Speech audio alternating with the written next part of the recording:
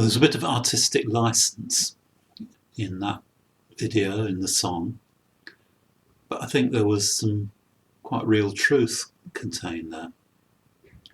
I'm sure that while Joseph was in prison, he was discovering for himself the truth of what God was doing.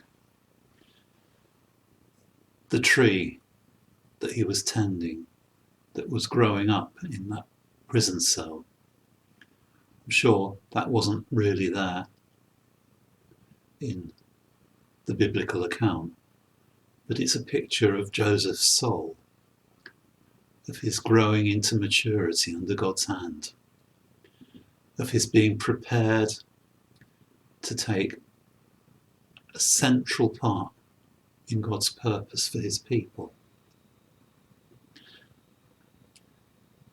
So what came next was that Pharaoh had some troubling dreams, and the cupbearer who'd been in prison with Joseph suggested that Pharaoh call this Hebrew slave out of the prison to interpret the dreams.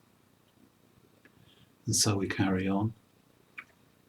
Then Joseph said to Pharaoh, "The dreams of Pharaoh are one. God has revealed to Pharaoh what he is about to do. The 7 good cows are 7 years, and the 7 good ears are 7 years. The dreams are one. The 7 lean and ugly cows that came up after them are 7 years, and the 7 empty ears blighted by the east wind are also 7 years of famine. It is as I told Pharaoh. God has shown to Pharaoh what he is about to do. There will come 7 years of great plenty throughout all the land of Egypt, but after them will arise 7 years of famine, and all the plenty will be forgotten in the land of Egypt. The famine will consume the land, and the plenty will be unknown in the land by reason of the famine that will follow, for it will be very severe. And the doubling of Pharaoh's dream means that the thing is fixed by God, and God will shortly bring it about. Now therefore let Pharaoh select a discerning and wise man, and set him over the land of Egypt. Let Pharaoh proceed to appoint overseers over the land, and take 1/5 of the produce of the land of Egypt during the 7 plentiful years. And let them gather all the food of these good years that are coming, and store up grain under the authority of Pharaoh for food in the cities, and let them keep it. That food shall be a reserve for the land against the 7 years of famine that are to occur in the land of Egypt, so that the land may not perish through the famine." This proposal pleased Pharaoh and all his servants, and Pharaoh said to his servants, "Can we find a man like this, in whom is the Spirit of God?" Then Pharaoh said to Joseph, "Since God has shown you all this, there is none so discerning and wise as you are. You shall be over my house, and all my people shall order themselves as you command. Only as regards the throne will I be greater than you." And Pharaoh said to Joseph, "See, I have set you over all the land of Egypt." Then Pharaoh took his signet ring from his hand and put it on Joseph's hand, and clothed him in garments of fine linen, and put a gold chain around his neck. God is preparing the land of Egypt to be a place of refuge, a place of safety for his people, Joseph's family. Only in a place with the resources that Egypt had at that time could such a reserve of food be built up for the time of famine. And who would have thought that a lowly Hebrew slave would end up being in charge of all that? Jumping forward again to the point where Joseph's family are suffering the famine, and some of his brothers come in search of food. Now Joseph was governor over the land. He was the one who sold to all the people of the land. And Joseph's brothers came and bowed themselves before him with their faces to the ground. Remember that bit? Joseph saw his brothers and recognized them, but he treated them like strangers and spoke roughly to them. "Where do you come from?" he said. They said, "From the land of Canaan to buy food." And Joseph recognized his brothers, but they did not recognize him.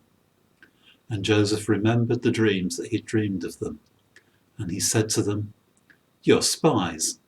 You've come to see the nakedness of the land."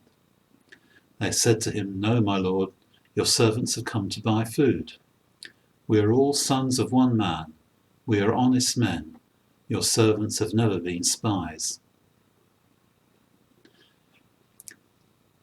Oh, we're missing out a bit here. They go back and they know that they can't come again unless they bring Benjamin, their younger brother, with them. Now the famine was severe in the land, and when they had eaten the grain that they had brought from Egypt, their father said to them, "Go again, buy us a little food." But Judah said to him, "The man solemnly warned us, saying, 'You shall not see my face unless your brother is with you.'" So the screws were tightened. Eventually, Israel gave in.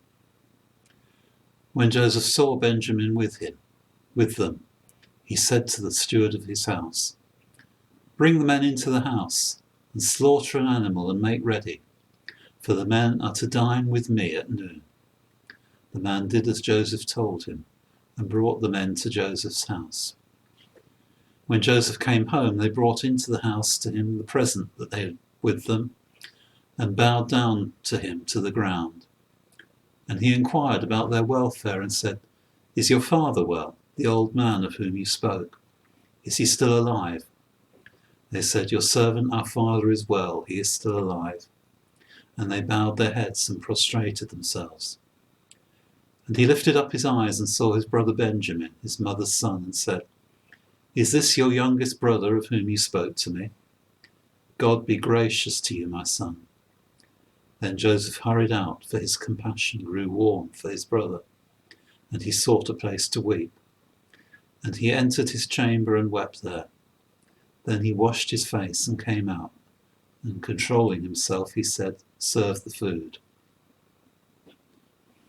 Then he commanded the steward of his house, "Fill the men's sacks with food, as much as they can carry, and put each man's money in the mouth of his sack, and put my cup, the silver cup, in the mouth of the sack of the youngest, with his money for the grain."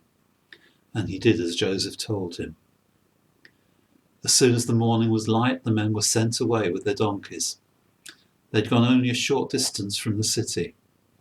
Now Joseph said to his steward, "Up, follow after the men, and when you overtake them, say to them, 'Why have you repaid evil for good? Is it not from this that my Lord drinks, and by this that he practices divination? You have done evil in doing this.'" Bit of a sneaky trick here.